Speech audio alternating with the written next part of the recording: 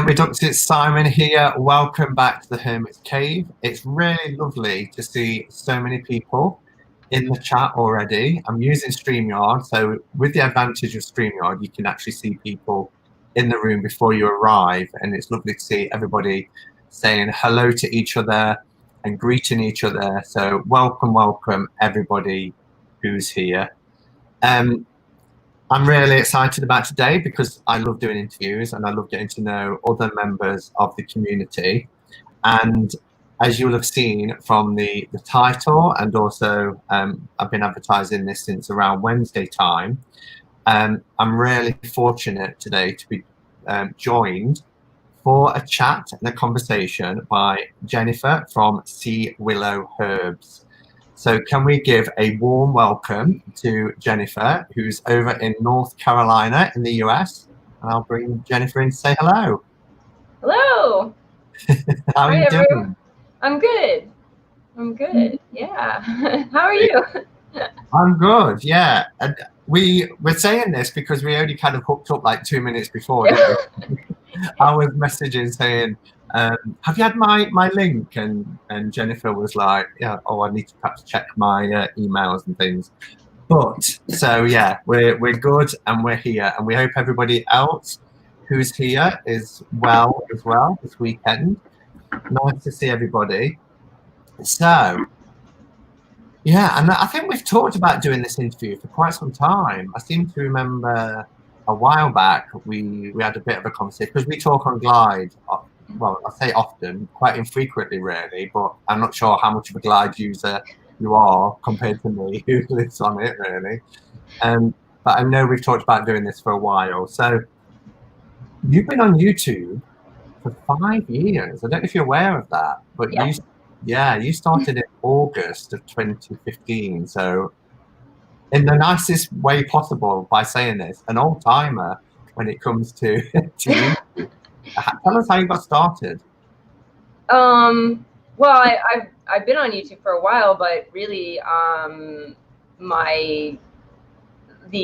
was just a herbal channel, and there's not a huge herbal community like there is a tarot community. So when I finally got brave enough to step into tarot, I've been wanting to learn it for a really long time. I didn't want to divide my channel, and so suddenly when I combined it and started stepping into the tarot community, it sort of just took off and opened up, and it was really fantastic. But I got started because I wanted to connect with more people about herbs. I'm also I went to college for film, so I have an interest in video, you know, so in the future I hope to do maybe some little documentaries, some other stuff, you know, sort of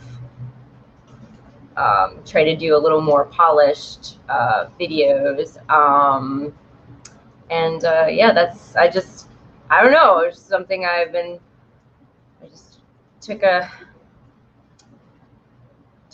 leap in, jumped in, and I was really, sorry.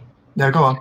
I was really surprised because of how, like, how comfortable I was talking to the camera. Yeah, so. And not everybody is, you know, that's, you know, lots of people hold back for quite a bit of time, or will try it and then come back and say, actually, it's not for me. I can't get comfortable on it. I never thought I would be comfortable on camera because I was always the sort of person who, whenever a camera came out, you would see me duck, you know, I just, and the first time, as I said, so is always the hardest, isn't it? So yeah, it was 2018 when you, and I don't want to sound like a stalker, but obviously I do. It was 2018 when you, after 3 years of being on YouTube, you made a bit of an announcement about taking your channel in a new direction and bringing more of your interest, which was like books and tarot as well. So would you say that once you did that, you started to become more popular? Was you popular anyway with being a herb channel? I noticed I say herbs, we pronounce that. Oh, that's okay. Yeah, for herbs. Yeah, what did it go in a new direction? Did it open kind of new communities and things like that? It did, because like I said, I wasn't able to connect with hardly anybody just being an herbal channel.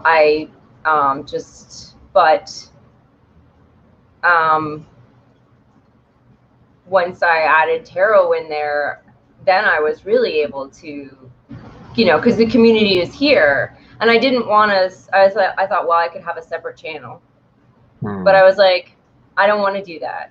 I'm like, there's plenty of people who are interested in tarot and herbs, and there are. So because they say on YouTube, I mean, I've heard that you don't want to split your interests. You want to have one thing for, you want to have a tarot channel, you want to have herb channel, you want to have like a book channel. But I have seen some successful YouTube channels that have this dual interest. And I know there's a connection. I mean, so far I've just done like herb videos or tarot videos. I haven't like done herbal tarot videos and like really connected them up. I think that's definitely like a goal, to sort of find that connection in some videos. But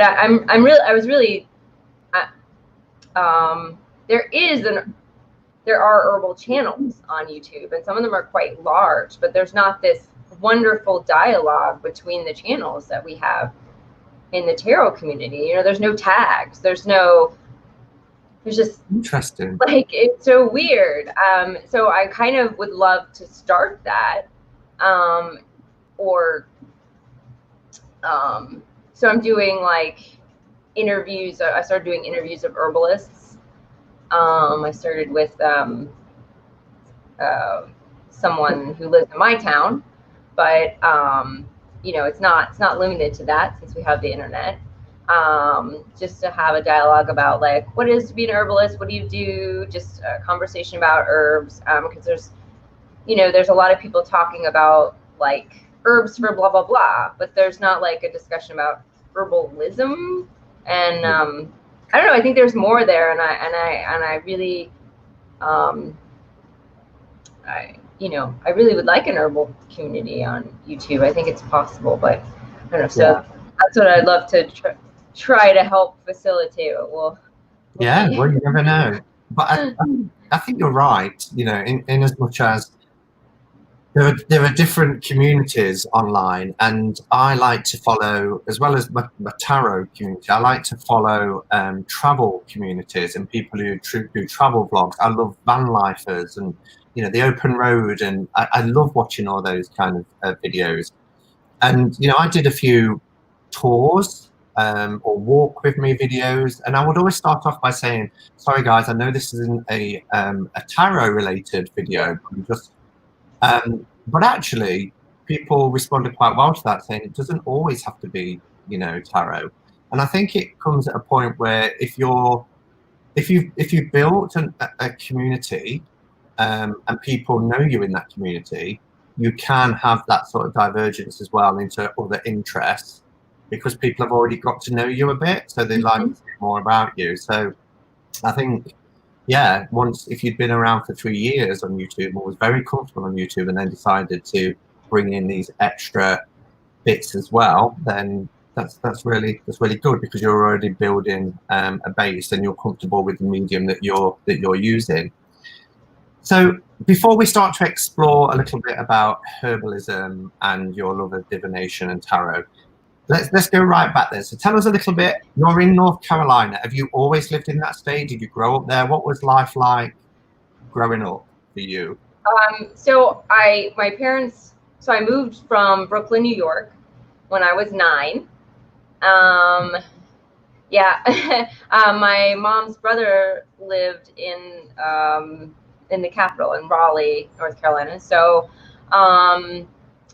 and but some of my parents' friends were like, "Oh, you're gonna love Asheville. You go to Asheville." Went to Asheville, and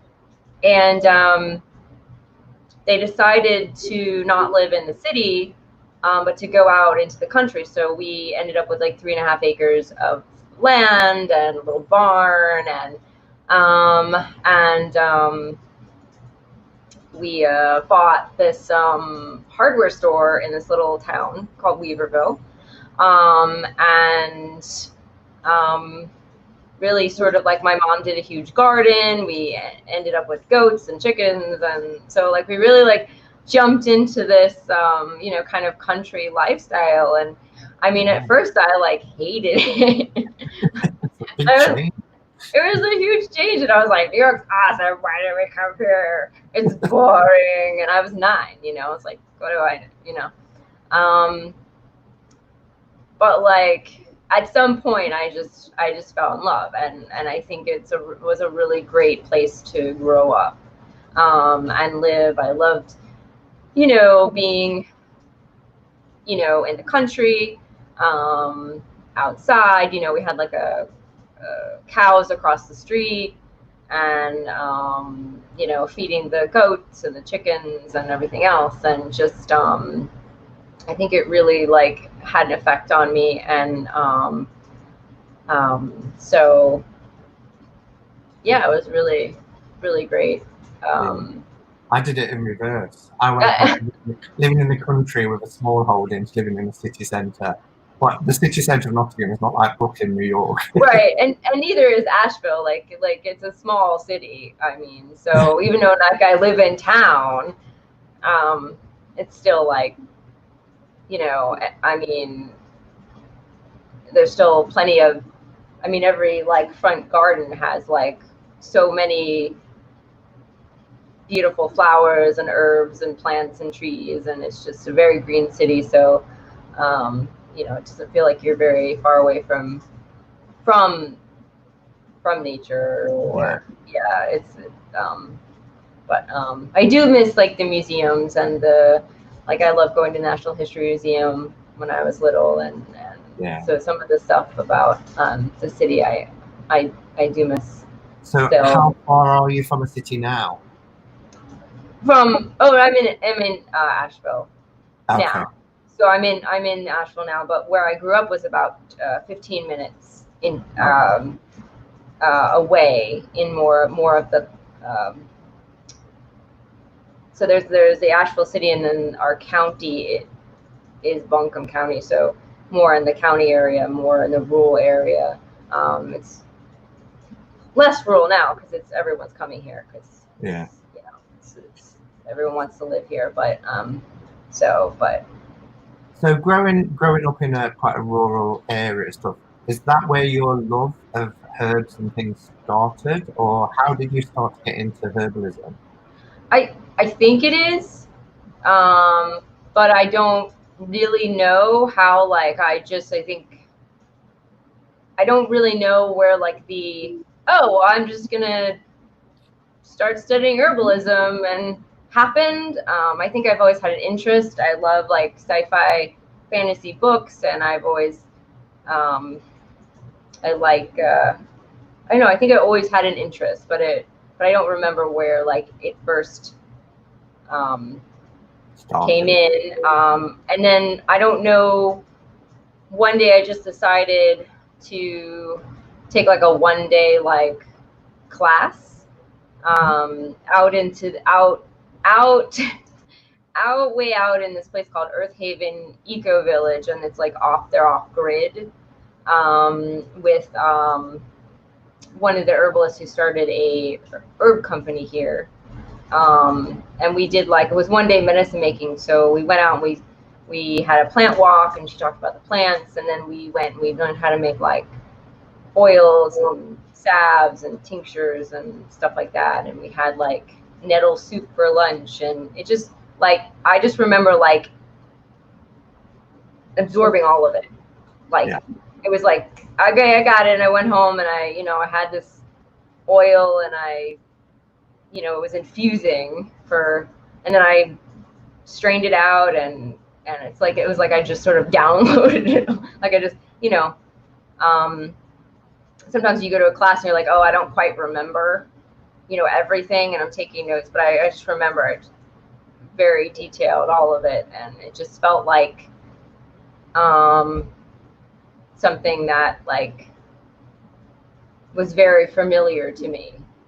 Yeah. Kelly Bear's in the chat. She said Hey, that's Kelly. too, Jennifer. What? I said Kelly Bear's in the chat. She said that's how I started too, Jennifer. Oh, really? I didn't know. Yeah. So somebody like me who knows literally nothing, next to nothing about herbalism that I'm aware of, is probably, you know, as I start to look into things, as always, you think, oh, I knew about that, or where does one begin? Would you recommend a one-day course, like you said? Would you recommend a series of books? Where would one start? I would recommend, if you have in your town, in your city, someplace you could drive to that isn't far away. Like a lot of times there is herbalists offering these one-day classes where, you know, you could go, or you could even, sometimes they're just plant walks where they go and you're walking around the town and they're pointing out these different, you know, herbs and plants. I mean, there's a lot of very common ones like dandelion, they grow in town, you know, it's a medicinal herb. A lot of people know about them. So that's definitely a great way to do it. And you get kind of like this overview. And it's very like, if it costs money, it's not a lot of money, and it can be hands-on. It's just like a nice way of dipping your toe in and seeing if you like it. And if you like it, then you could go to like, I mean, I think it's different in other countries. Here in the States, you know, there's herb schools, and they offer like, you know, smaller classes, like 3 months, 6 months, something like that. And then they go up and they have like more like 1 year, 2 year classes. Each school is different. So yeah, if you like it a lot, I'd say take a longer class. But you can also start, and books by Rosemary Gladstar is really good. Oh, medicinal herbs. It's Rosemary Gladstar's Medicinal Herbs: A Beginner's Guide. I've got like a review on my channel, but it's like got like, woo. So that really good pictures, recipes, you know, and nice like overview of. So this is like, so a lot of the medicinals can be things like garlic that you have in your house. So a lot of these herbs you don't really have to go far for, which is really cool. So this is a good book. Any of her books, Rosemary Gladstar.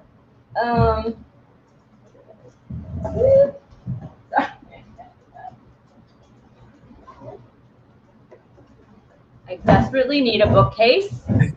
But I don't know if you can see the stack over it. Yeah, but I just love how you can just know where it doesn't matter. You can grab it, put your hand on it, here it is.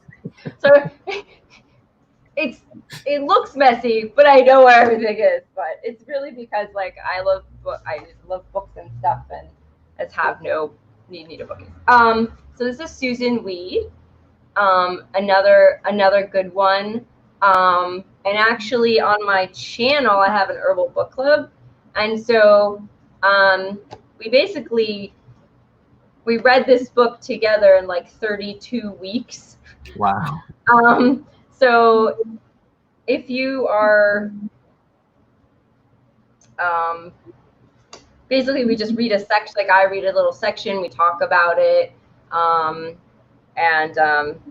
This is,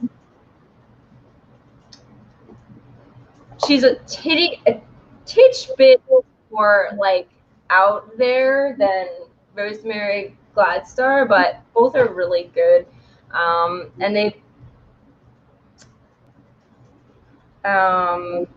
Susan Weed has like, she talks about the different ways of studying herbs, the different methods of healing. Like she uses a wise woman tradition. It's hard for me to sum up the book, but basically she goes through several common herbs. She has recipes and pictures. Oh my gosh. I find a good picture. Yeah, so some drawings. The reason I like this book is because she sort of anthropomorphizes the herbs in the beginning of each section, so you can like sort of get to know the herbs, like sort of like meeting a friend.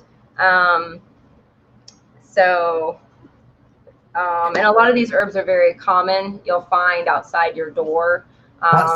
That's the thing, because that's where I struggle. I mean, I could buy herbs, you know, from apothecary shops and different things like that. But if I was out foraging, that's where I would need a handy guide or something to say, this is where they're located, this is what it looks like. Yeah. I mean, let's see, a lot of these herbs like nettles, burdock, dandelion. I mean, you definitely have all this in the UK because they came over here from there. But it's a really good book because it talks about those real common herbs. Her language is she has a poeticness to her language. And that's healing wise. Healing wise. And you can always check out the book club. Yeah. If you sort of want to know what the book is about. But yeah, so one of those books are good. There's also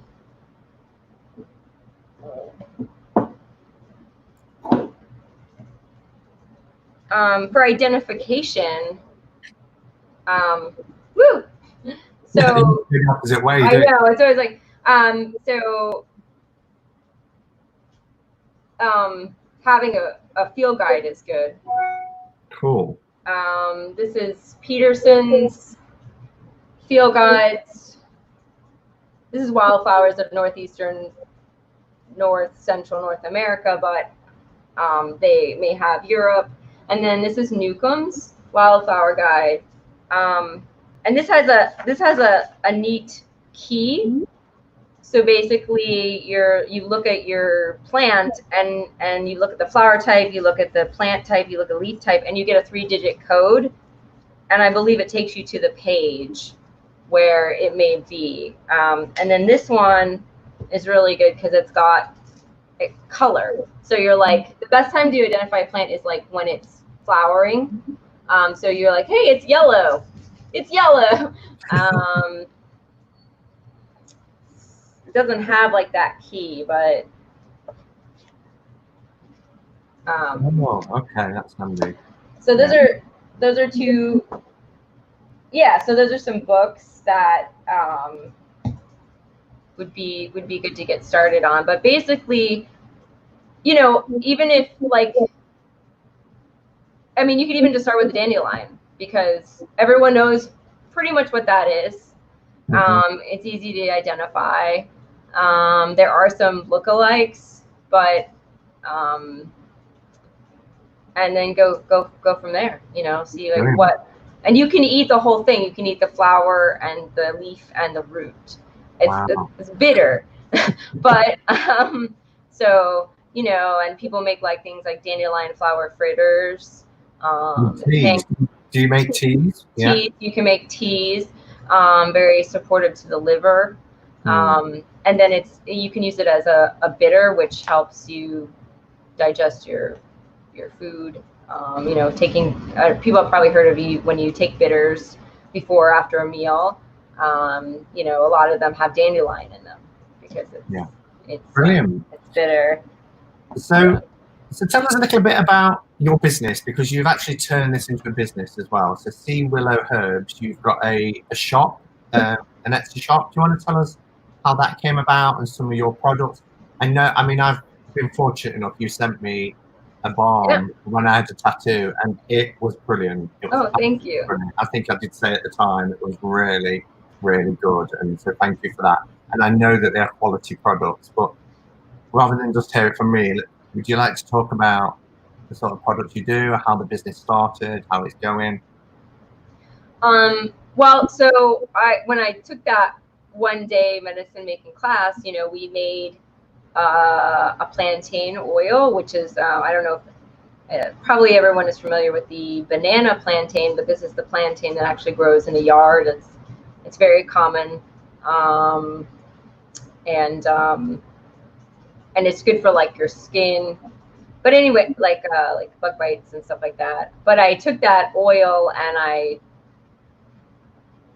think that's when I made my first lip balm from. My mom really liked it. My brother really liked it. And so then I ended up moving to the coast. So I ended up moving to northeastern North Carolina. And I was recovering from, I had some surgery. I had a fibroid in my uterus, and then I was, I've had, at the same time I started developing like a chronic illness that was very painful, and then so at some point I was like, well, and I was still making my lip balms and still like using the herbs to help with that issue, that illness, and I was not working, so and then found out about Etsy and just decided to, you know, to do something instead of just sort of feeling unwell all the time, you know, and sort of try to move my life forward, and that's how I started. I started just with lip balms. My first lip balm was a peppermint lip balm that I sold. So I sold did peppermint, vanilla, a plain one, and a rose one.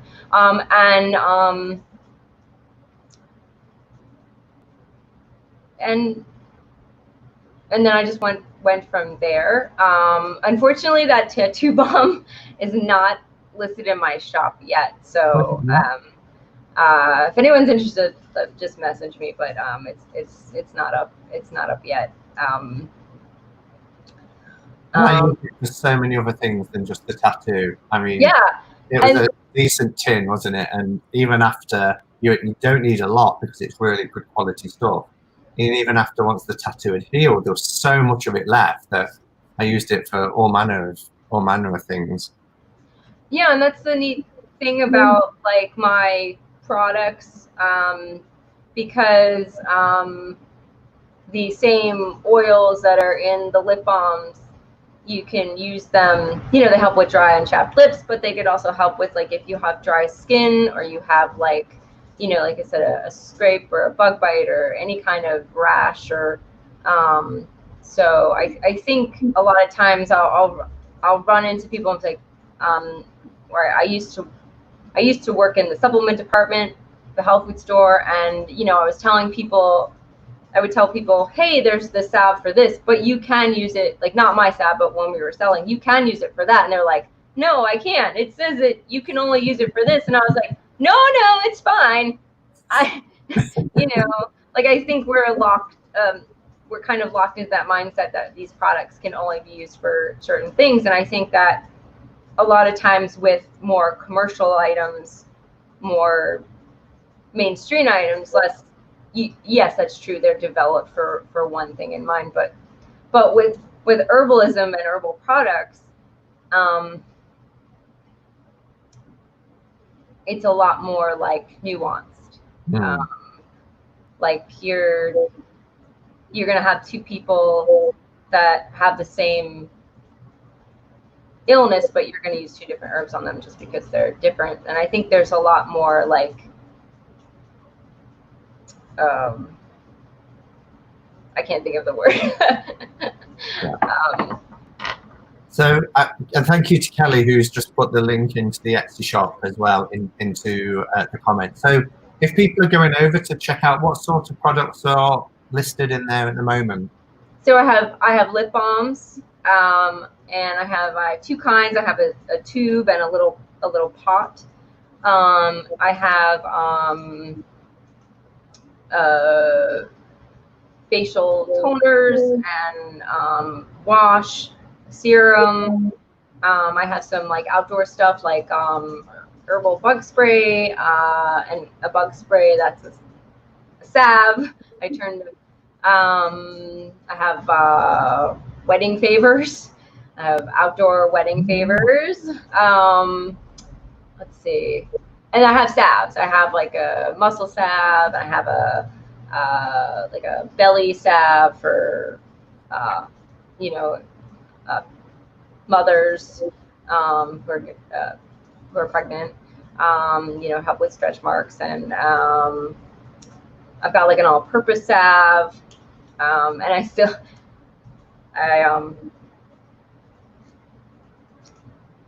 I'm like one person doing so many things. Yeah. So like that's why like it's been like at least a year since I gave Simon that tattoo bomb, but it's not up yet. But that's what I have right now. But I have so many ideas. I have this fabulous idea that I want to do like this, maybe more geared to like teens or like people who just love glitter. I want to do like a whole like unicorn. I developed this like aromatherapy oil called Unicorn Dreams, and that's where this whole idea came from. And it's gonna be like a whole like set where like it'll have like a toner with glitter in it, and like a lip balm with glitter in it, and just like maybe I want to put little, I don't know, I was thinking it'd fun to put like amethyst in the bottom of the bottle, and just like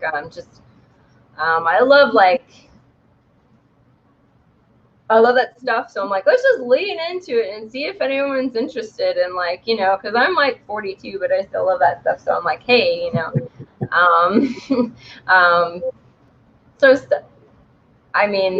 so we'll see. I've got that idea, and I've got like hundreds of lip balms ideas, and just all kinds of stuff. Oh, I also have infused oils. So, like if you want to make your own salves, but you are unable to make your own infused oils because they can be a little tricky to make. I've got stuff like plantain up there that we were talking about, chickweed, calendula. I've got mugwort oil, which I'm sold out of violet oil. A lot of people use violets for breast support and all that stuff. So yeah, that's also in there too, like for like people who are interested in more like making herbal stuff. And with doing the infused oils and things, have you ever thought about going into candles? Is that something that's crossed your mind? Does the aromatherapy side of it kind of interest, or? Well, the thing with the infused oils is that they don't, if they have a smell, it's not a smell that you want to put in a candle. Right. Okay. And so, and I think that the medicinal value would be lost in a candle, but except maybe like mugwort, because that has sort of this magical side to it, and people could where like it's to help with help you with vivid dreams. And then I also have mugwort smudge sticks, up on my site as well. So But I do use essential oils in my products. I did try to make more like aromatherapy oils, but they never were very successful, except that Unicorn Dreams one, just not, still in develop, still sort of in a gray area. But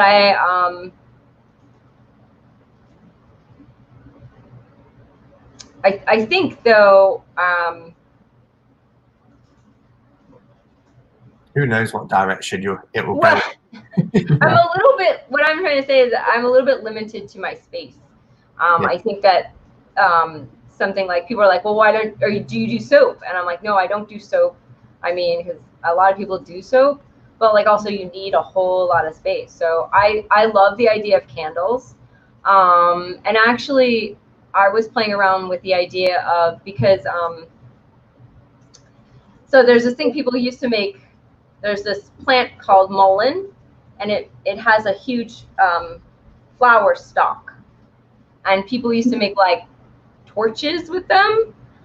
Oh, right. And so I thought it would be really neat if you sort of dipped them into wax and like turn them into like this big like tiki torch where you could stick in the ground. And you know, and also like I was thinking of using the essential oils from my bug spray, so it'd become like a citronella candle. So yes, I guess I was thinking about candles, but yeah.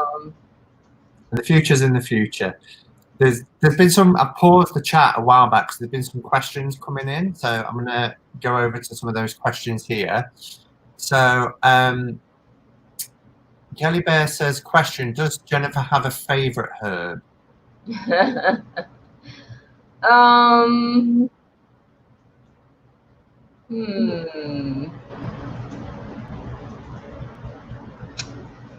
I don't have a favorite herb. Okay, no, I do. I like I think mugwort is one of my favorite herbs. Mugwort. I love the smell, and I love making smudge sticks from it and burning it. I find this very relaxing. It's considered like the sage of the South. Like white sage comes from the desert, but we have mugwort here that's very has a similar action, and it's also sustainable because it just grows really like a weed. And I just yeah, I feel a lot of connection with that plant. Brilliant. So. And Stray Cat, someone asked what Jennifer thinks about the Herb Crafters Tarot, and we will be coming on to tarot, but did you want to just answer that one in particular? Do you have the Herb Crafters Tarot? I do not, and I didn't really resonate with the pictures. I didn't. It didn't. So that is one of the reasons why I didn't pick it up. But in book club one week, somebody has it, and they quoted from it, and it was really great. So I was like, well, maybe I should get it. But you know, originally I wasn't very drawn to the artwork. Yeah, and there's the Herbal Tarot as well, isn't there? Which is the RWS. And I do have that one. I also don't like the artwork either. But it was really funny because I picked it up from my friend, and then she got it in the interim herself. So I was like, I guess I bought it for me. She's like, oh, I just got it. And I'm like, okay, well, I guess. But the book is really good of that one, and it was written with an herbalist wrote it. So yeah. Kelly's favorite herb is yarrow. Yeah. That's a good one. Yeah. Our Tanji, who asked this question every time I do an interview, she wants to know if you could be any mythical creature, what would it be? Oh, it always throws people, that one.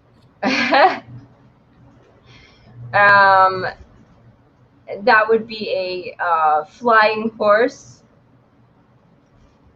A flying horse, Pegasus. Oh, Pegasus. Yeah. Yay, Pegasus. Yeah. That was mine. That was mine Oh, cool. when I was asked that question. And Jilly from Little Zen Crone says, will there be another book study? So this is part of your channel. It kind of leads into my next question, really. So we've talked about your Etsy shop and your business. If there are people here who haven't come across your channel yet, what can people expect from See Willow Herbs as a channel? I know one of them is a book club, but what else do you do on your channel? But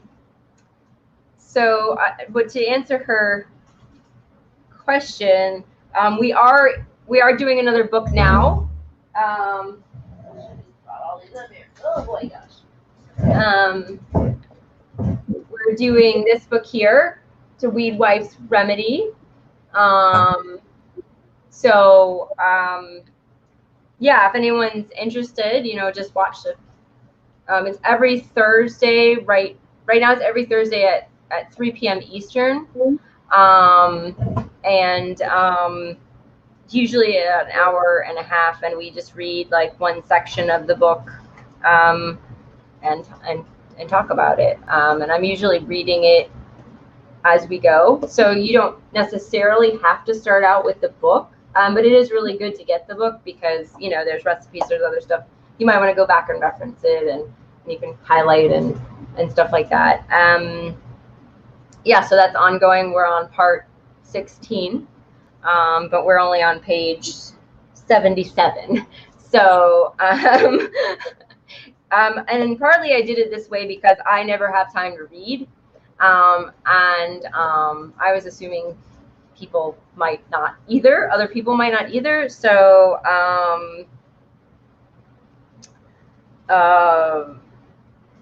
yeah, that's, and then you also get to dive in really close to different parts of the book. And sometimes there's discussion questions and sometimes there's not. And then there's also a Facebook group as well. But so that is on my channel. And then I do some unboxings, some tarot unboxings. I do let's talk about decks, where like I talk about an old deck, a new deck, and an upcoming deck that I'm excited about, and that's supposed to be like once a month. The unboxings are sort of like, I like to do them once or twice a month, but sometimes I don't get to them. But so those are scattered throughout. The interview with the Herbalist series is called Stories from the Earth, and that's going to be on there. I only have one right now, and I'm assuming that might not have a regular, I don't know, hopefully if I can make it have a regular time, it will, but I guess it depends on the Herbalist and everyone else. So if anyone wants to come on there and it's an herbalist or just wants to chat about, herbs and stuff like that, let me know. And I think there's a few book reviews, herbal book reviews, and there may be a few more. They just take more time, and then so that's what I have up there. Awesome. There now, yeah. Yeah, there's a wide variety of stuff then. Yeah. Brilliant. And Patrice says, Jennifer, your knowledge of herbs is so deep. Have you thought about writing your own book?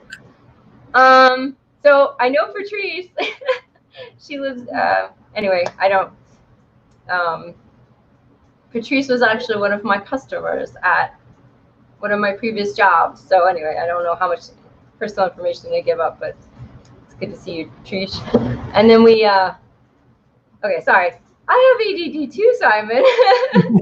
I can relate. I'm happy to repeat anything though, Jennifer. Okay. Okay. So sometimes I just lose where I was going, and I'm like, wait, or all the time. I've got a visual, so I'm happy to. If you stuck with it, just tell me to repeat. And someone's like, oh, I don't know how much to say. Oh, a book. Yes. So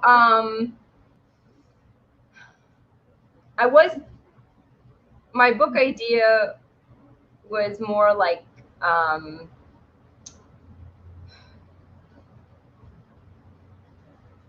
Yes, but it was more like sort of gathering, sort of like the interviews, gathering together a large amount of herbalists to speak on like certain topics and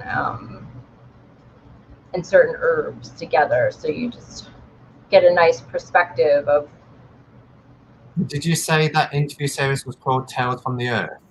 Is that Stories from the Earth. Stories from the Earth. That in itself is a fabulous book title, isn't it? Yes, actually, that's my friend.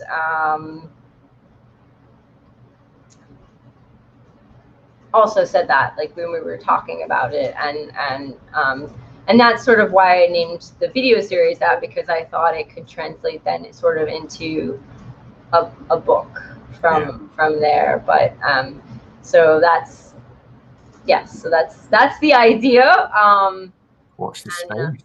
We'll see. I mean, of course, I'll have my ideas in the book. You know, I'll have my section, but you know, I'm just feel like I, as someone who's interested in herbs, really don't know. And I don't know if it's because of how herbalism is in the United States, but there's not like, I don't know a lot about other herbalists, and I don't know like, so and also like some anecdotal talks about the plants, like experiences that not necessarily about like the facts, you know, like, oh, this herb does this and this and this, but like the just other experiences, other stories. I think those are really cool. Especially when you've got them all collected into one volume as well, and see how they all kind of correlate and work together. Yeah. Forever Aware After says, do you have any sense of how herbs could be related to specific cards or suits in the tarot? It doesn't make sense to me. How would that work? Have you thought about that? I suppose, again, taking things like the Herbal Tarot, that's what they've done, haven't they? Linked herbs to cards. Did that link with you, or do you kind of have your own idea? I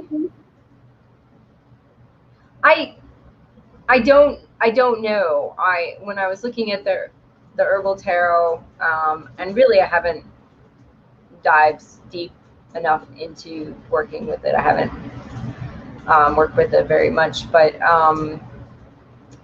yeah, I had that question myself on how they assigned the herbs to the different suits, but I don't know if that's because like I didn't read enough and they explained it in the book.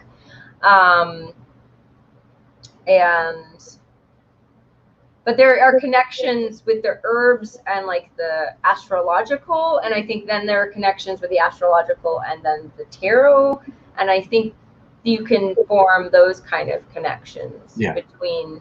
So that I think that's how a lot of the herbal decks get their connections. Yeah. I mean, you could connect it up because a lot of the suits, you know, there's fire and air and earth and stuff like that, and then like a lot of the herbs have a element assigned to them through Chinese traditional medicine. So you could go that route. That's a good idea. I just thought about that now. So when I was thinking about like how to connect herbs and tarot, you know, like, and I don't know if anyone's done that in like a deck, but I mean, and some of the herbs are going to be Chinese herbs, so you could just do the ones that are actually we use here. So yeah, you would. So Chinese. I don't know if anyone knows anything about Chinese traditional medicine, but that's 5 element theory. So there's 5 elements: earth, fire, air, water. There's like wood and metal, and they connect with each organ system, and then they also connect with a season of the year and a time of day, and they have all these connections.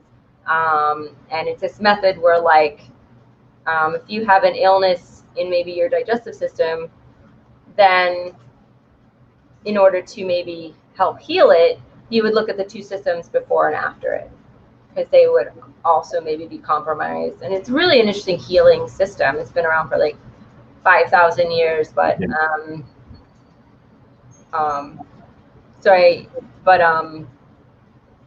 so yeah, you could connect the herbs that way. Just, yeah, that might be really cool.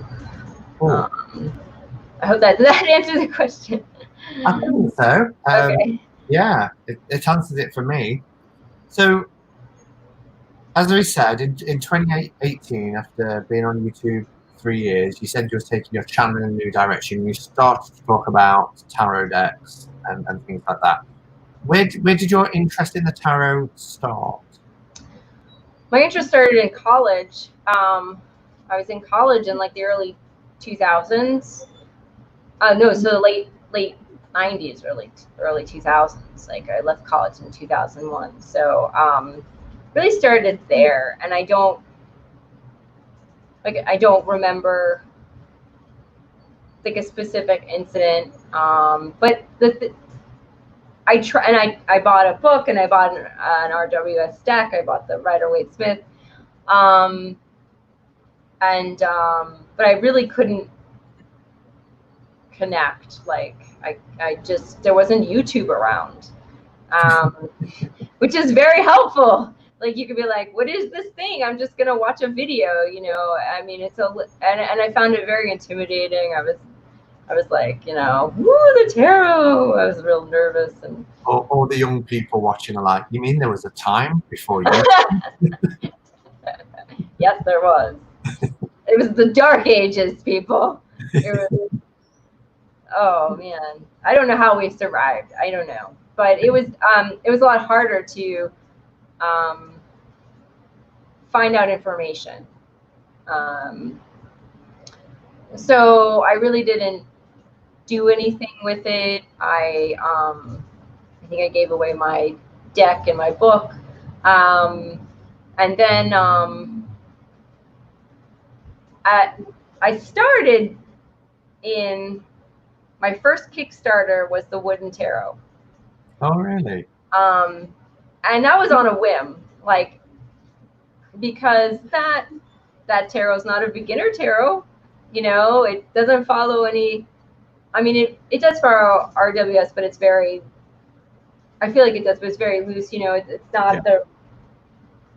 Quite a departure. It's quite a departure from the traditional RWS. It is. So yeah. And so I was just drawn to it, and I bought it. And then I bought the Earthbound Oracle, which I love. That's one of my favorite oracles. And those sort of sat around. I didn't do anything with them. And then I had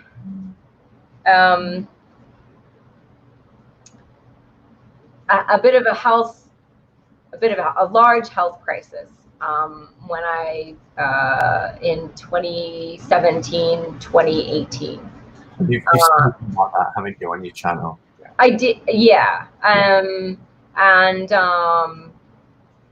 So I was in Texas visiting my parents, going to I was not rehab, but like Convalescing, yeah. And I had been really lifted from my life. I was from all my responsibilities, and and I was just concentrating on getting better, and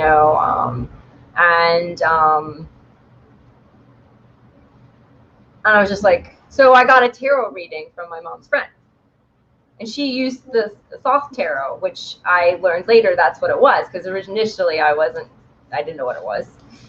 And it was a really good reading, and I was like, okay, I don't know. I'm like, I've been through this experience, now or never. Let's do this. I've been scared. I've been, just hesitant. I've been whatever. And so I asked her, I'm like, yeah, how do I start? And she had like this little tarot meetup group. So I started going there, which was actually absolutely no help because I was really I was like really confused. I was like, I don't know how to read this stuff. It's not making any sense. And there were other people there, and she had us read for each other, but I just didn't know what anything meant. So, but it was still good to go and sort of get some ideas and so I went online and I started going looking for decks, and I got the Vivid Journey Tarot because I really like the colors, and it was a Waite Smith clone, and then I started watching YouTube. So I found Kelly from The Truth and Story. I found Kelly Ann Maddox. I found you, and just sort of started watching. I found Ethany. I just started just watching. Just that's. I mean, I had a lot of downtime, and I thought I had like all this stuff out.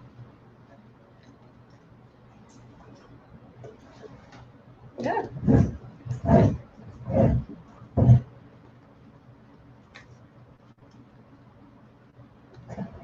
Thought I had all this stuff out.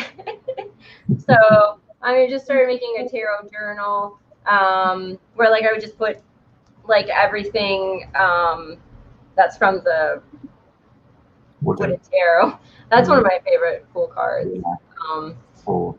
And I just started putting everything into it. I had a lot of time, so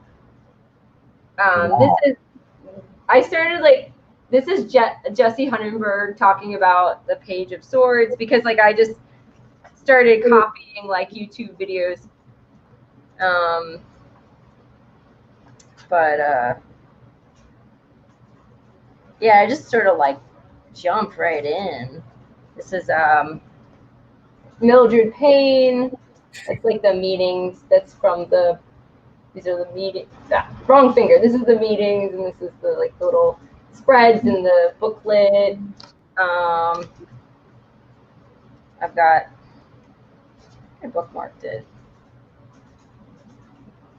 You know, I was interested in reading tarot with multiple cards, like Oracle and Tarot, because I really liked Oracle. So this is Kelly from this Truth and Stories reading tarot with different, what is this? Using multiple decks, reading, yeah. So she's got Oracle and Tarot, and she used Geomancy in here. I don't have any of that, but quite a great resource that you're building then with that.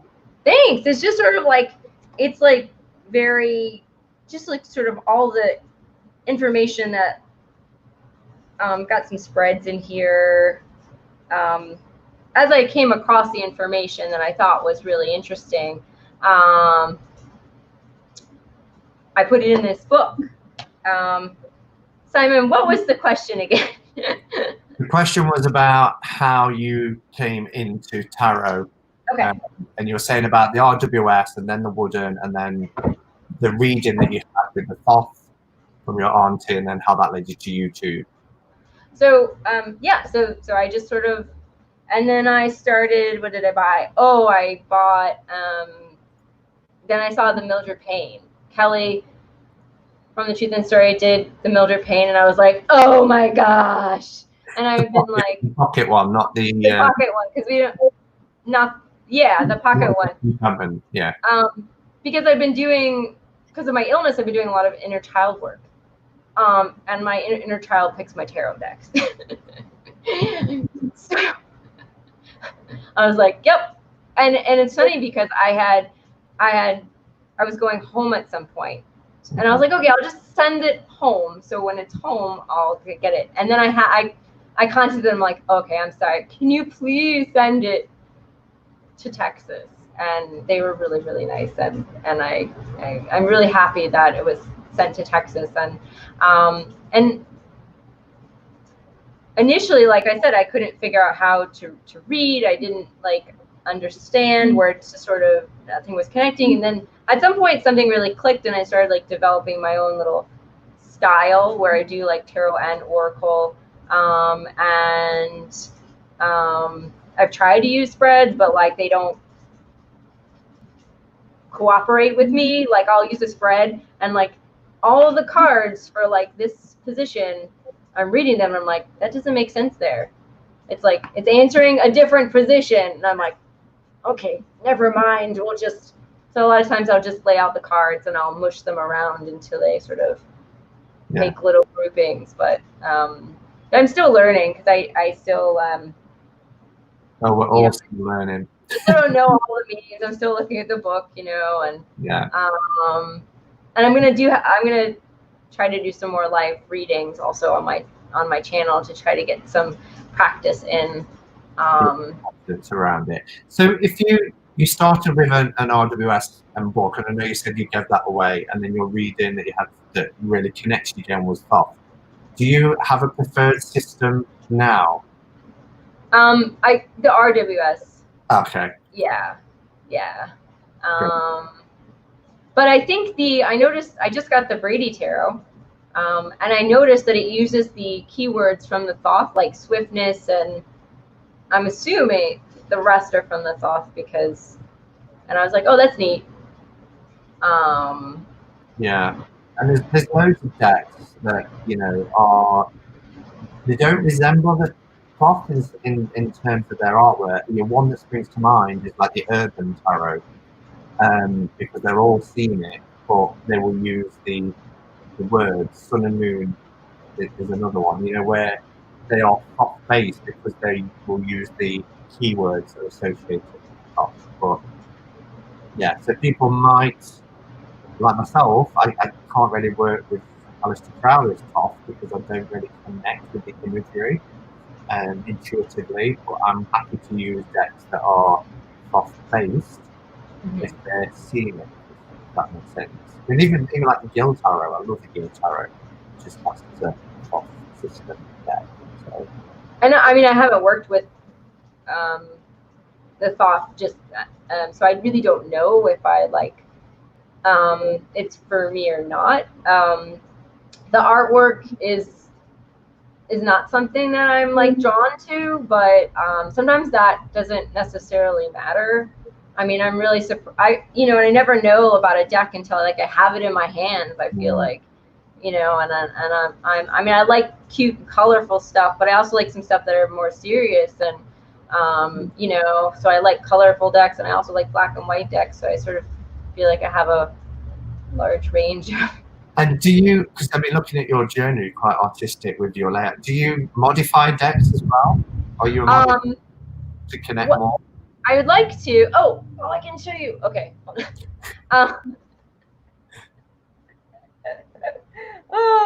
Okay. So the only one that I did modify so far is the Mildred Payne. I just edged it with black Sharpie. So not really much of a mod there. But I did buy some these guys. Oh yeah. So I have plans, but also I've started this project because I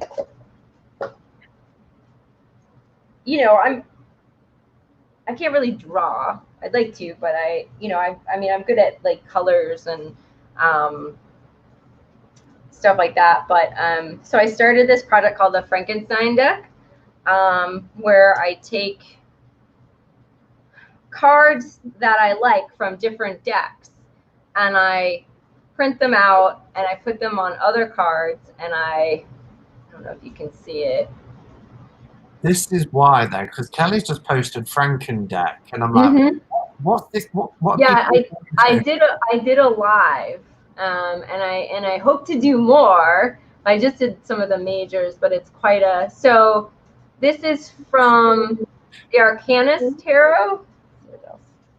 This is from the Journey. Let me get one that everybody might know. Yeah, so this is from obviously the Wooden Tarot. And basically what I did was I bought cards that are this size. They're paper, they're just called chipboard. If you're a printer, it's this brown thin board, and I have a color copier and I made stickers. And I stuck them on here. I ripped it, and then I it's paint, and I put glitter. No, it's not being very, let's see. Yeah, there we go. So I put glitter. I wanted to make it look like it had been through kind of heck. That it was old, that it had kind of been around a long time. And then this one has a back. So the painting makes it look like part of the card is not there. But basically I start out with black paint, and I use it kind of like an eraser, and then you use the white. It's got this white paint. And the backs are going to be all different. So they're just going to be all different. The tower. Oh, I love that. The lightning. It's just glued on. That's just a. They're like little flowers. And I haven't finished the back yet. But I used to do. Like I said, I used to do, this one isn't quite done, but you can see how it looks like it's peeling. Like this is gone, but basically it's not. It's just right there, but it's an illusion. I worked in the art department in the film industry, and I did some scenic work, and that's sort of from that, where you make something new look super old, or you make like a concrete floor look like a wood floor, which is really fun. It's really effective because it does. It looks, but it's completely flat. Yeah, it's completely flat. And I think I've got the majors kind of done, but I mean, at least I've got them to a point. But it's time consuming, so I haven't worked on it for a while. And you've been doing that on your channel. So do people choose certain cards, or do you choose the card that you take from a particular deck? So at the end of the live, we chose cards for the next suit. But I was it's just taken a lot longer than I planned, but so I need to finish the majors first, and then I keep getting new decks in. So I'm like, oh, maybe I'll switch it out. But it does sort of really, even though they're all from, because we all have those favorite cards from different decks. So I was like, well, maybe I'll get a new deck, and I'll put a different card in, and this is like my favorite High Priestess. I think it was prompted by some of those videos where it's like, what's your favorite High Priestesses from, or what's your favorite like Fool card, and I think that's where the idea came from. And then it's huge. This is just the majors. So it's going to be huge, and I love the fact that it's uneven. Like some of the cards are a lot smaller. It's got character, hasn't it? Yeah. And everybody's loving it. The comments, everybody's saying very cool. Oh, thanks. Really cool, amazing. Yeah, so it looks great. Awesome. So you said you've got decks coming, or what? Have you got anything that you're really looking forward to that's being released, or something you're backing, or something like that? What are you looking forward to that's coming the most? So the Oak, Ash, and Thorn is. I back that. I think that's going to be awesome. There's. Let's see. I don't know if you saw Becca from Becca Talks and Tarot did a walkthrough last night of the Oak, Ash, and Thorn. No, she got it? She's been sent a prototype. Oh no, I didn't see it. No, I'm one card she's not allowed to show, so she's not showing the full set, because there's one card that Stephanie asked her not to show, so there's still that element of surprise for people. But Yeah, she got a prototype copy. Oh, that's exciting. Let's see. I think I have to look. There's so many. There is. Um, I've got 6 coming from Kickstarter, and that's just, I've never been a Kickstarter person really, but this year something happened. oh, I love Kickstarter. I would love to. I'd love to order more. The Oracle of the Strange Forest. I've got coming, and it's the same author that did the Weird Cat Tarot. I don't know if anyone. That one's coming, and I just got the Roots and Wings. It's in a box still, but I just got that one and the Brady Tarot together. I got one of like the minis, but it was like a second. So like it was, she had some that were kind of like the edges weren't even. Roots and Wings. The Roots and Wings, yeah, mini, but it was it wasn't. It was like a one that was kind of had some mistakes in it. So in order to get it and stretch my budget, I'm like, yeah, that'll be cool. I didn't mind, and I like to get the full size at some point, but I really love mini decks, so yeah.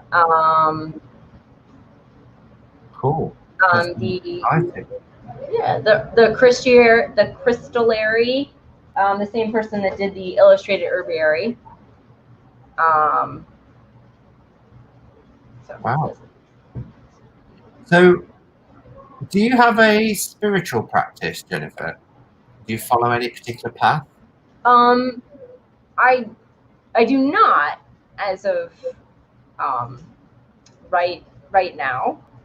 I didn't grow up. My family is Jewish, but we're not very religious. So my mom has a large spiritual practice. She meditates. She, that's how I got like my. Let's see, Oh, did I not bring it out? Yeah. Anyway, so my introduction to like crystals and all this other stuff, like early on, when I was in New York, and I guess we were going to some practitioner, and I was like, it must have been like 7, and they gave me this huge quartz crystal. I mean, it was huge for. I get it. We have to see it. And if there are any final questions, guys, before we wrap up, then let's have them now. Well, that's nice. So they just gave this to me. I'm like, you just give the kid this crystal, and I mean, it's part of my love of like nature and all this stuff. Like I love crystals, and like at the Museum of Natural History, they had all the gems and minerals all together. So, but anyway, so I had sort of a non-traditional upbringing, but I don't really have, I'm watching some witchcraft videos, and I've read some. I've also read some books. I've got some other witchcraft books that I'm interested in reading, but I'm not like, I don't know yet. I'm just sort of like still exploring, and I'm not sure what my path is. So, but that's sometimes great, if you're open to where life takes you or where you lead. I wasn't sure, because I know a lot of people who are pagan or identify as being witch will often herbs and herbcraft is often a huge part of their practice. So I just wondered if there's any any connection there. I mean, I do feel very connected to the plants, but I'm not. Yeah, I'm not quite sure. And spirituality takes on many forms. You can hear a piece of music and feel spiritual. You can look up on a starry night and have a spiritual experience. you know, and you revering nature and herbs can be a spiritual experience, can't it, without necessarily walking a particular belief or path. Yeah. But right, thank you. Forever We're After asked, what do you think about the illustrated herbary? Is it accurate? Yes. Oh, there we go. Let me get it. It's down here.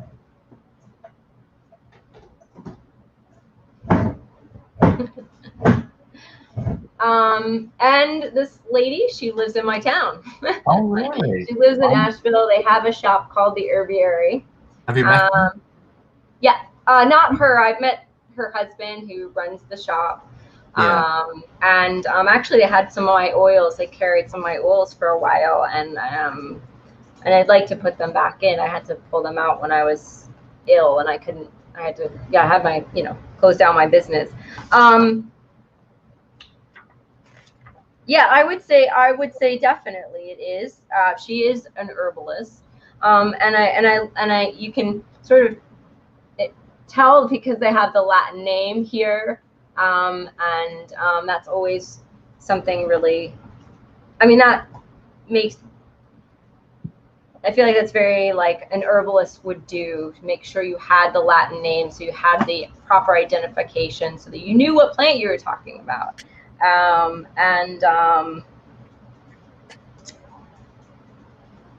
Yeah, and then she has the illustrated bestiary, and then the illustrated crystallary is coming out, so the 3. But this is one of my favorite herbal books. It's just it's an oracle system, so it has cards with it, but the pictures are just really, really gorgeous. And there's like a brief little description. It's not about necessarily what the herbs do, like the actions, like, but it's about the feeling, I guess it's a little bit like what Susan Weed, when she was talking about the plants, like getting to know the plants and what they represent, so you're not gonna. I feel like it's really good. I often use this book when I'm doing my book club, because it just really adds another dimension to talking about herbs, because you're talking about more of that spiritual side of the herbs, and there's a ritual and a reflection with each herb. And if you can spring for it, I'd get the deluxe edition, because the cards are better quality. Yeah, these are just sort of punched out and really flimsy, but they're gorgeous. So I mean, God, this is just the cover. Wow. I think a lot of people have this book. I think it's a great addition to like studying herbs. Yeah. Cool. Okay, so a couple of final questions then before we do April Plastic. So I want to do the past and present. So firstly, the past. If you could go back, knowing everything that you know now, your practice and everything else, to yourself at, say, 14, 15, what would you say? What conversation would you have?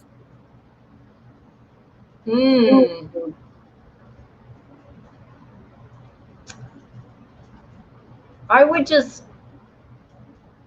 tell myself, not to be, that it's. I think I've had like a lot of fear and trying to like be okay, like I'm, it's like, okay, I admit it, I'm like tarot a lot, I'm interested in herbs, and that's okay, and I think that something like that, like it's okay To be interested in the things that you're interested in. Yeah, or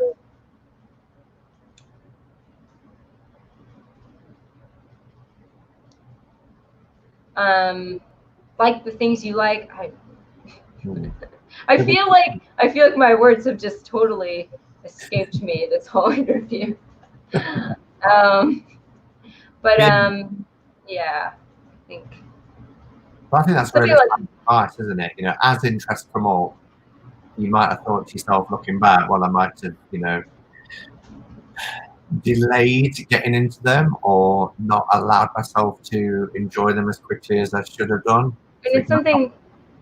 something. Sorry, something about like accepting who you are. Yeah. You know, because all these are like very personal. I feel like integral to myself, and when you kind of sort of deny that, it just it affects you. Yeah, yeah, absolutely. And in terms of the future plans, what do you want to do with your channel, your shop, your business, your life? Where do you want to? What direction do you want to go in? I'm not my channel. You know, I want to keep having, you know, more conversations with herbalists. Just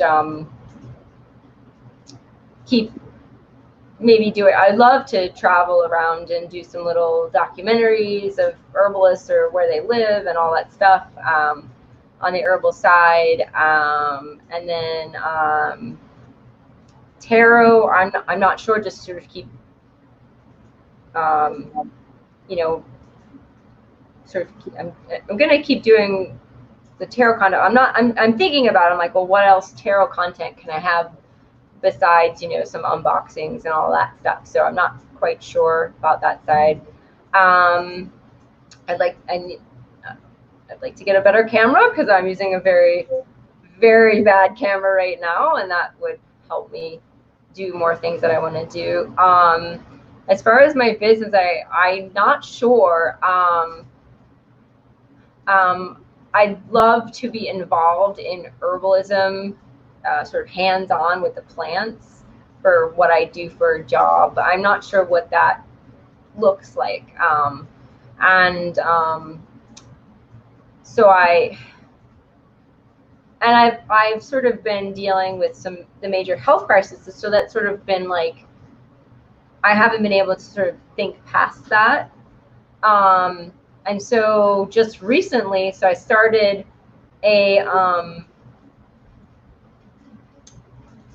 before the pandemic, I had left my job of 5 years in retail and went into like a full-time job for the first time in a while. And then I got laid off from that one. So it sort of put me in a little kick spin. I didn't finish college. And so I'm thinking about going to start back to college and just see where that leads me. I'm going to still work on my Etsy shop, trying to bring some of those ideas in, see where it's going. I've been successful, but it's never been like, you know, like a major success where like I can do it as my job. And I'm not sure that I just want to be like a product making person in production, you know. I think that but yeah, keep my Etsy shop, add some more products, play around, see where that goes. And then also I have a project with my friend who she has an herb shop in another town that's close to mine, and so that may be something. I have a project. So there's some things, but you know, look for another part-time job, and I was always caught with school. I was just caught up with the fact that I don't know what I want to study, and I'm like, I'm just gonna go and take whatever's required and just figure it out from there. And you know, and I think that my health is at a point where I can think about that stuff. And for a while, it just wasn't. You know, my life was on a large pause for like 10 years. It really kind of derailed me a lot. So yeah, and you know, it's always, you know, it's always a challenge when things like that come along in life and kind of knock you off course. You know, it can be really impactful, can't it, and quite devastating. But kudos to you for, you know, coming to terms with it the best way that you can and actually doing something, and, you know, with your products and things. It's yeah, it's really admirable. So well done. Thank you. And like I said, I've had one of them, and it's quality stuff. All right, so shall we play paper plastic? Okay. So this is, if you've seen this, I think you said you had, just the first thing. So it's either, just without really thinking about it, just going with the response. So, paper or plastic? Paper. Oracle or tarot? Oracle. Did you say toracle? Oh, oracle. Oh, I thought Oracle. you were somewhere in between. Darn it! I should have said that. YouTube or Instagram? YouTube. Peanut butter or jelly? Neither. Neither. Big party or small gatherings? Almond butter. Big party or small gatherings? Small gatherings. Wait or Crowley? Wait. Bath or shower? Bath. Bordered or borderless? Borderless. Dark and creepy or rainbows and unicorns? Oh my gosh.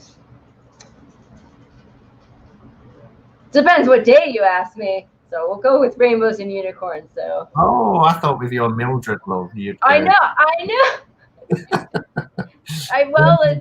It's just a. Indie or mass market? Indie. Tablet or PC? PC. Save or spend? So I used to be a save girl, but now I'm a spend girl. I think most of us in this community are more spend than save. Money or free time?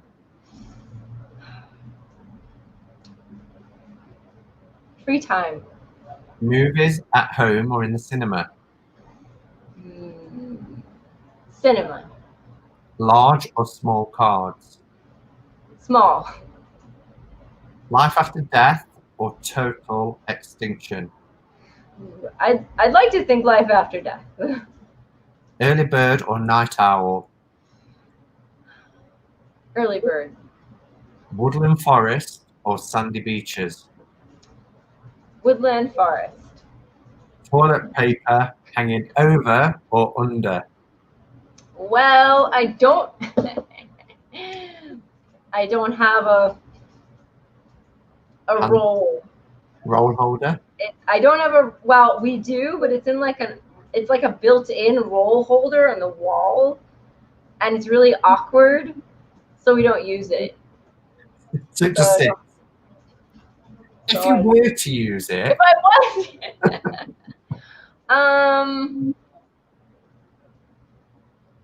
I think over. Oh, okay. Never mind. Fab.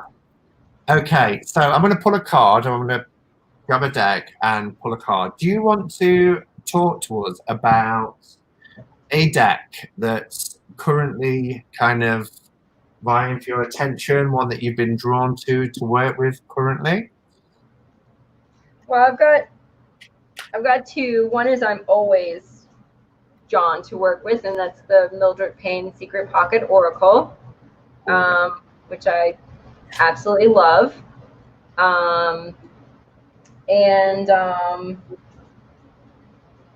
You know, it is cute and a little creepy.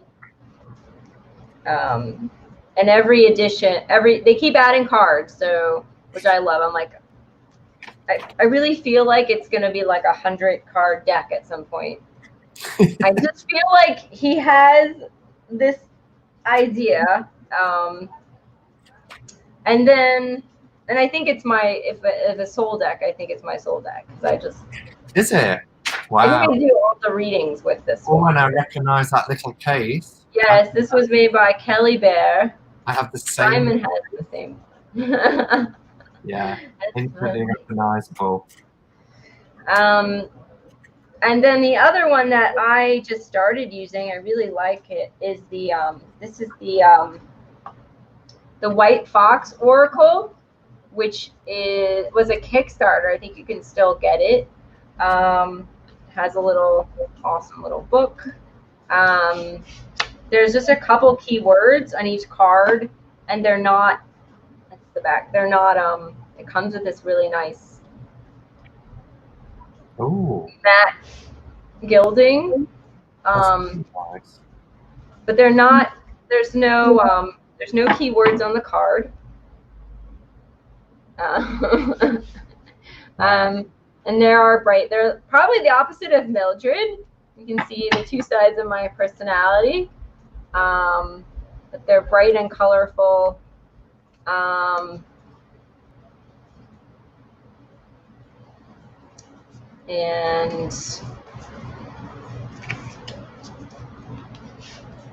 I think it's a little moon with fishes.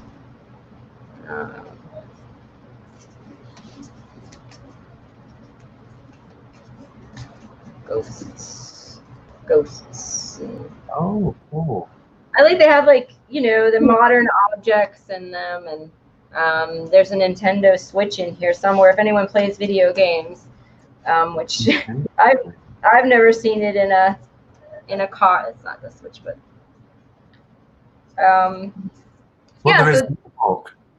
there's a little book. Yep, and they just give a little keywords. Like the skulls were legacy, ancestry, and guidance, and that's it. So it's very, I guess this would be very intuitive. Kelly, what the name of the deck was again? It's the White Fox Oracle. White Fox Oracle. And then it's really nice. The box is like embossed. I don't like tug boxes because they're just hard to get open, but yeah, very well done. It's hard to, there's no page numbers or card numbers, so it's a little hard to find your card when you have, in the book, you have to look through it. That's my only gripe. Yeah. So. Oh, thank you for showing. Oh, we have. Ace of Wands as our card. So, Ace of Wands. If you've got creative ideas, like some of the creative ideas we've seen today, I think coming out of this interview, what's coming into my mind is don't let fear hold you back. If there's something that you want, if there's something you feel passionate about, something, whether it's a creative idea, that creative spark, or just having a goal for yourselves, then, go for it, embrace it, nurture it, help it to manifest. But above everything, don't allow fear, which, if I could go back to my 16-year-old self, that's a message I would give myself, is don't fear as much, go for it, grab it with both hands and bring it into fruition, manifest it, don't let fear hold you back.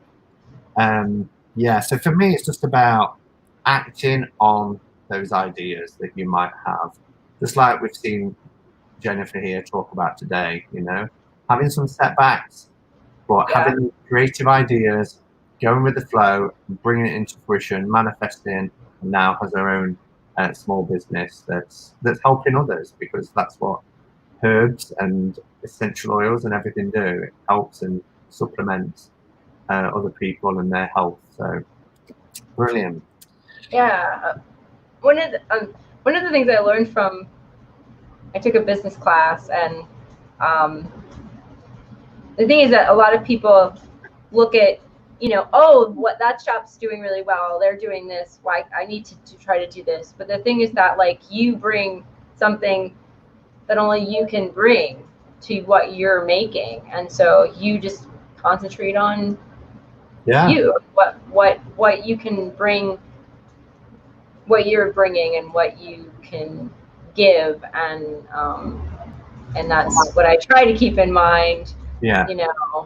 A lot of that fear and self-doubt is because we often benchmark ourselves against other people. Definitely.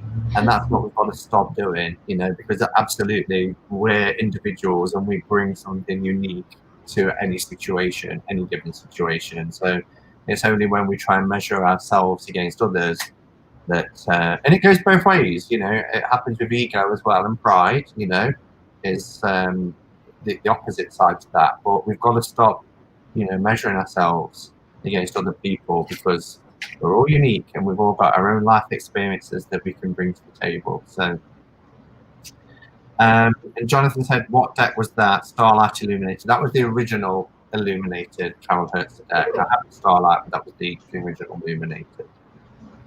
Jennifer, thank you so much for coming on today and for being a guest on Catching Up With. I've really enjoyed our time together. As always, it's flown. We've been on for nearly an hour and 50 minutes. It was like, how did that happen? Because I like to talk. Yeah, and I'm glad you do, because it makes my job a lot easier when guests come on and they like to give and to share. So thank you to everybody as well in the chat. Really appreciated your questions. Do check out Jennifer's channel. Information is in the description below, and also the Etsy shop. Do check that out. I'll add that link into later. So yes, thanks everybody, and thank you, Jennifer, and I really appreciate it. So see you all soon, guys. Thank you. Bye, guys.